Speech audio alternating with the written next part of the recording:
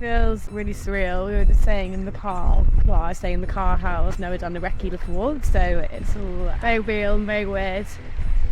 So imagine it's 4 AM, 15th of May 2024. We'll be here, one hand in that water, run straight up the jetty to Ben Nevis. Now we need to be at sea level because when Anne Sayers set the record for the 3 peaks in 1979, she did it slightly different to everyone else, but she started and finished at sea level. So we're going to start here in Fort William at sea level and finish in Carnarvon at sea level in Wales.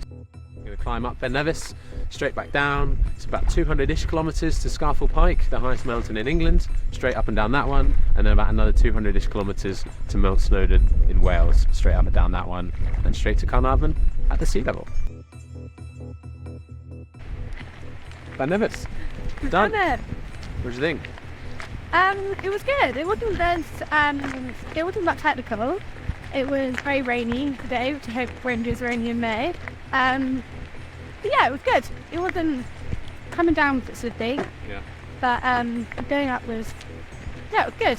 It's a good one to start with, I think, because you obviously it's a gradual climb, and then obviously it's not super technical, so you can actually tick off a lot of elevation quite quickly without realising it.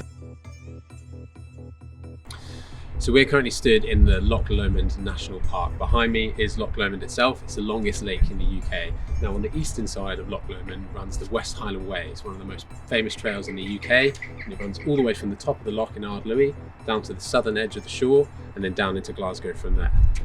On the eastern side is the A82. Now the A82 is quite a dangerous road. It's long, it's very winding, there are lots of blind corners, and there's also a lot of caravan and motorhome traffic. This is one of the biggest tourist spots in the country. To our knowledge, no one has ever ran the A82. Main reason being because it is dangerous in parts. The downside of running the West Highland Way is that it's a trail, there's lots more elevation, it's harder to get vehicle access into, and the trail does just kind of beat up your legs a little bit more than the road if you're a stronger road runner, which Imo is.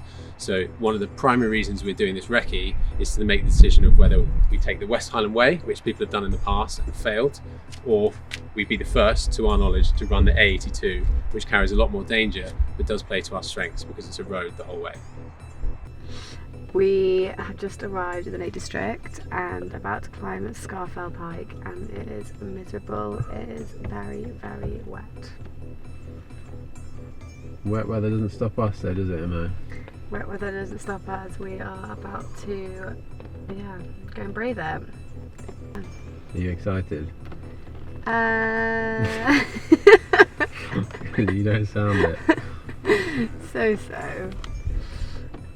Yeah, I'm enjoying the recce. I'm enjoying it. It's really interesting. I'm learning a lot, and it's making me excited for the actual challenge. But we haven't been very lucky with the weather at all. Sheets of wind and rain. Shall I wear my tight robe? To hike? No, you can't wear a dry robe to hike. Why? Because it will get soaked through, and you'll actually be too hot. Too hot? That's one word I haven't heard this week. Today we are going to recce Scafell Pike. We're going to take the northern approach, so we're going up from Seathwaite, and then we're going to come down past Broad Crags on the eastern side down into Great Langdale and rejoin the road, which will run into Ambleside.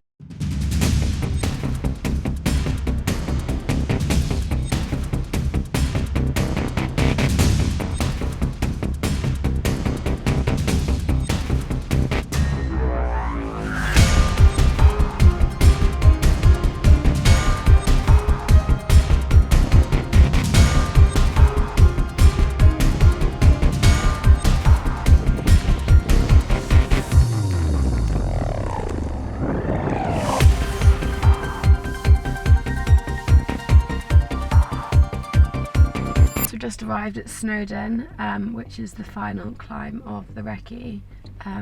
Chris has just taken us down to the bottom to see the long road, Penny Pass Road, which we'll be doing to get up to initially before we start the climb. So yeah, excited to see this one. None of the climbs have been too technical and I've enjoyed them all. It just hasn't been the best weather for them all to see it, but yeah, looking forward to this one as well. Rain, rain, go away, please come back another day. Ooh. I think that rain dance never actually works. The rain song. Only when you do it wholeheartedly. This is us at the base of the climb. This is the pig track, PYG, all the way up to the summit just there, and then we're going to come down the miners track, and that's that flat, actually kind of false flat. It's a bit of a descent all the way charging down into Carnarvon. Finish of the entire challenge right there.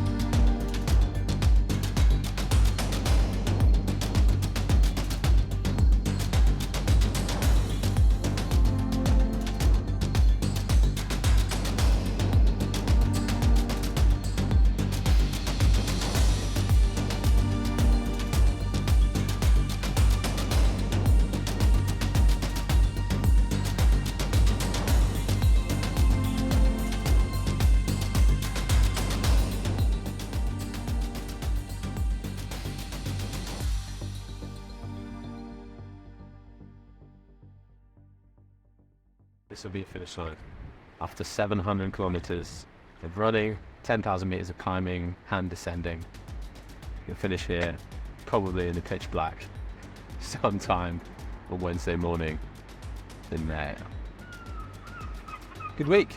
Are you feeling more or less confident now you've seen all the peaks? More confident. More confident. Know where I need to work on. And I need to work on my descents. I'm building up my confidence, but yeah, I'm more confident. Been good to see it. It's kind of surreal, actually. I said earlier, like touching the water, and then we've well, obviously we haven't run it, we've driven, but we've really done it. So yeah, more confident, excited, really excited. I love that finish. Yeah, it's an epic finish coming underneath the castle wall, isn't it? I'm really looking forward to showing my journey over the next 6 months or so. The training, the ins and outs, and the ups and downs, and everything else in between.